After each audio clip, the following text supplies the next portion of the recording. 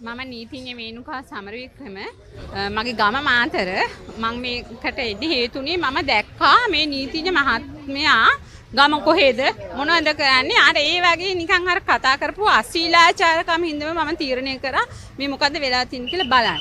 ඊට පස්සේ හොයලා බැලුවම මම දැනගත්තා ඇත්තටම මේ නීති මහත්මයට ගහලා නැහැ. ඒ වගේ සිදුවීමක් වෙන්න තියෙන ඉඩ සම්භාවිතාවේ බොහෝම අඩුයි. ඒක අපේ මේ අවුරුදු 25ක ප්‍රැක්ටිස් එක තුලම අපි දකිනවා කිසිම නීතිඥයෙකුට ගහන්න අවස්ථාවක් නැහැ මේ ගේට්ටුව ළඟදී. වෙන්නේ මොකද්ද? බන්ධනාගාර බස් එකට යන්න ඉඩ දෙන්න කියන එක. ඊට පස්සේ දැන් ඊයේ රෑ 30 යනවා වෙන වීඩියෝ එකක් ඇන්නේ කියලා. කොහට ඇන්නද කියලා පැහැදිලි නැහැ. ඒක මං හිතන්නේ ඒක තාක්ෂණික උපයෝගී කරගෙන තියෙන්නේ.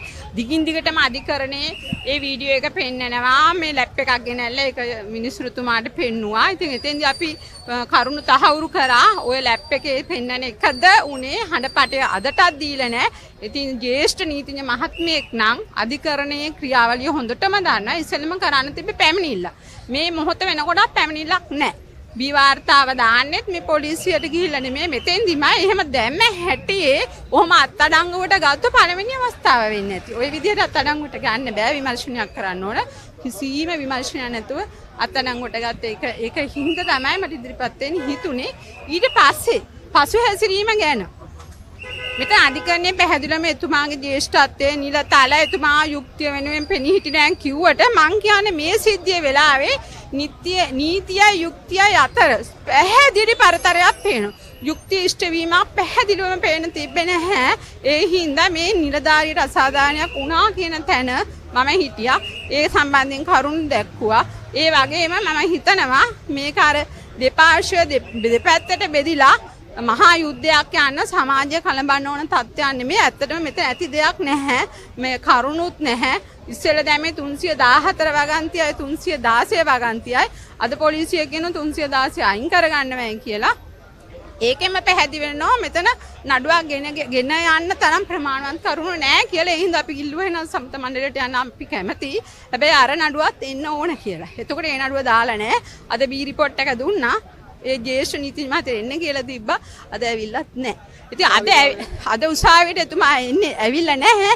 අනිත් නීතිඥවරු පුනා කියනවා එන්නේ නැතු ඉන්නේ නැහැ. පොලිසිය ගුව පැනලා ගිහිල්ලා කියලා. ඉතින් ඒකට විරුද්ධ වුණා. ඇත්තටම මමත් කියන්නේ එතුමාට හැංගෙන්න වැඩක් නැහැ. හරි ජ්‍යෙෂ්ඨ නීතිඥ මහත්මිය නම් මම තනියම කාන්තාවක් විදිහට නැගිටලා කියනවා අර පැත්තට 100ක් විතර ඉන්නවා. ඉතින් එහෙම 100ක් එක එතුමාට නැගිටින්න තිබ්බ විත්ති කූඩුවේ නැගලා මේ මම ඔක කරේ නැහැ කියලා පැහැදිලිවම මේ තරම් හඬපට තියේදී මේ තරම් පොලිසිය කියද්දි මේ තරම් කලබීමක් තියේදී නීතිඥ මන්තුරු කිව්වේ එහෙම සිද්ධියක් සිද්ධ වුණේ නැහැ කියලා. ඒ වුණාට පැහැදිලි එහෙම සිද්ධියක් වුණා. මම පැහැදිලිවම කියන්න ඕන මම වුණත් මට තත්ත්වයක් තියෙනවා නම් මම නම්බුකාර විදිහට හැසිරෙන මන් දැනගන්න ඕන. මගේ තත්ත්ව රැක ගන්න මන් දැනගන්න ඕන. ඒ තත්ත්වය රැකුනේ නැති නිසා එතුමා නීතිඥ ප්‍රජාවටම ඉතාම ලැජ්ජා සහගත ලෙස හැසිරුණේ.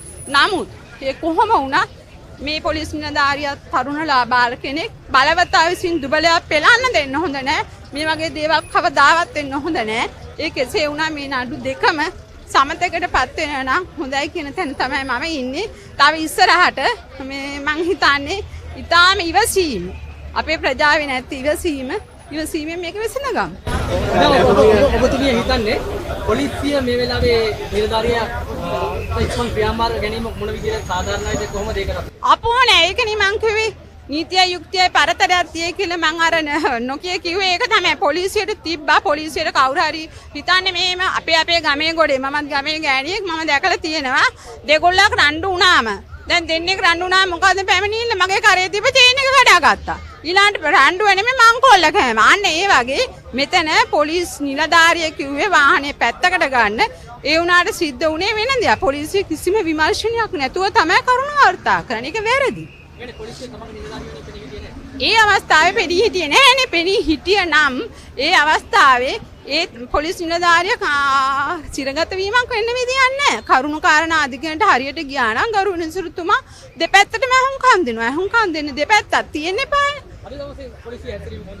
අද නම් හොඳයි. අද පොලිසිය හොඳට කරුණු දැක්වා. මොකෝ පොලිසියට අපි සපෝට් එක දෙනවනේ. එතකොට පොලිසිය ඒ මත අපිත් එක්ක එකතු වෙලා පොලිසිය හරි කරුණු දැක්වීමක් වුණා. හරි විදිහට අද ගියා කියලා මං හිතන නඩුවේ කරුණු. දැන් මෙච්චර කාලයක් ජනතාව පොලිසියට විරුද්ධව ඉඳලා දැන් එකපාරට මේ සිද්ධියත් එක්ක ජනතාව පොලිසිය වෙනුවෙන් දෙන්නේ හිටිනවා. මේක පොලිසිය කොහොමද ගන්න ඕනේ? මං හිතන්නේ පොලිසියටත් හොඳ පාඩමක්. පොලිසිය තේරුම් ගන්න ඕන පොලිසිය උනත් හරි දේ කරොත් අපේ ජනතාව මෝඩයෝ නෙමෙයි මිනිසුන්ටත් හොඳ දැනුමක් තියෙනවා. ඒ හින්දා පොලිස් හැසිරීම මීට වඩා හොඳ වෙන්න. හොඳම උදාහරණේ බලන්න ඔය කුඩු නඩු වලට කොයිතරම් තරුණ ප්‍රජාව ගෙනල්ලා දානවද? නීති පොතේ තියෙනවා කුඩු විශාල ප්‍රමාණ කිලෝ ගණන් තියෙනවා ඒවත් එක්ක ඉදිරිපත් කරන. මොන උසාවියද කුඩුත් එක්ක ඉදිරිපත් කරන. නිකම් කොළ කෑල්ලක් ඉදිරිපත් කළා මෙන්න මේවා වැරදි කියනවා. එහෙමනේ. අනේ ඒ වගේ දේවල් නැතුව පොලිසියත් හොඳ පාඩමක් ඉගෙන ගන්න ඕන. හරි දේ විමර්ශනය කරලා විවාර්තා ඉදිරිපත් කරා. සමාජයක ශරීරය අප එක ඉතාම මේ බරපතල නැති කොන්දේසි ඒ විදිහට බොහොම සරලව මේ අපයක් නියම වුණා. එතුමා දෙපැත්තටම හොඳට සාවධානව හුම්කන් දුන්නා.